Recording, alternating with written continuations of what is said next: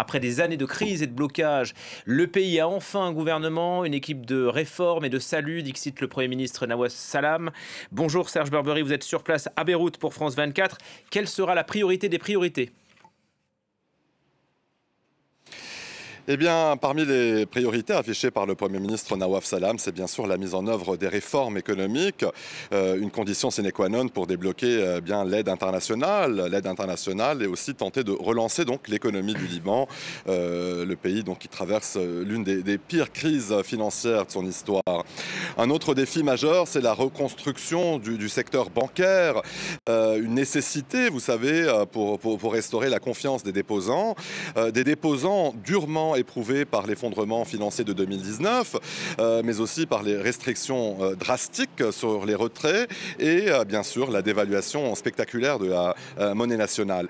Mais au-delà donc de ces urgences économiques, c'est aussi la reconstruction qui s'impose comme une priorité bien absolue. Après des mois de guerre entre Israël et le Hezbollah, eh bien, les dégâts matériels sont considérables. Plus de 5 milliards de dollars seraient nécessaires pour réparer les infrastructures dévastées à travers le pays.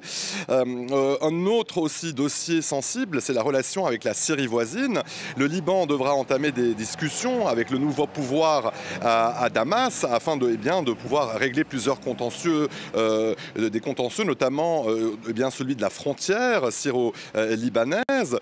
De larges pans restent donc non démarqués officiellement, une situation qui facilite la contrebande sur plus de 300 km de frontières.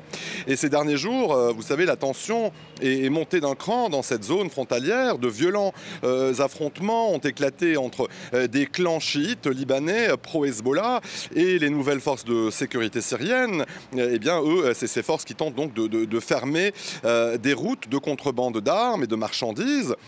Pour en savoir plus, je vous propose d'écouter Ahmad Fatfat, ancien ministre de l'Intérieur du Liban. Il y a 13 villages dans cette région qui sont un territoire syrien, qui sont habités par des Libanais et dont une partie des terrains sont des propriétés des Libanais, mais une partie aussi est des propriétés des Syriens. Il y a 4 genres de problèmes à ce niveau-là. Il y a le fait que ces villages sont en territoire syrien. Il y a la contrebande surtout, et ça, c'est pas seulement les Syriens, les Libanais, il y a des Syriens qui sont aussi impliqués là-dedans.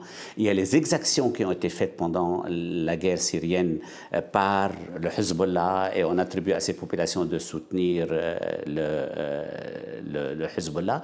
Et il y a une partie des terrains qui sont des propriétés syriennes avec une mainmise libanaise. Maintenant, la nouvelle armée syrienne a récupéré les 13 villages. Ils sont très proches de la frontière. La frontière est mal délimitée. C'est pour ça qu'il y a des escarmouches le long de la frontière. Mais heureusement, l'armée libanaise est maintenant à la frontière. Et je crois que l'armée libanaise mérite tout notre soutien. Et le gouvernement syrien, le nouveau gouvernement syrien, soutient le fait de la présence de l'armée là et leur présence pour éviter surtout la contrebande de tout genre, armes ou trafic pétrolier ou trafic d'autres produits. Serge, quelle est l'approche des nouvelles autorités libanaises vis-à-vis d'Israël ? On rappelle que l'accord de cessez-le-feu, cette trêve avec le Hezbollah tient toujours. Effectivement, vous savez, c'est l'un d'ailleurs des dossiers donc les plus sensibles qui reste donc ce dossier de l'application de cessez-le-feu. Le gouvernement Salam aura bien cette lourde tâche de superviser le retrait des forces du Hezbollah de la zone frontalière avec Israël, mais aussi de veiller au démantèlement des infrastructures militaires donc du Hezbollah.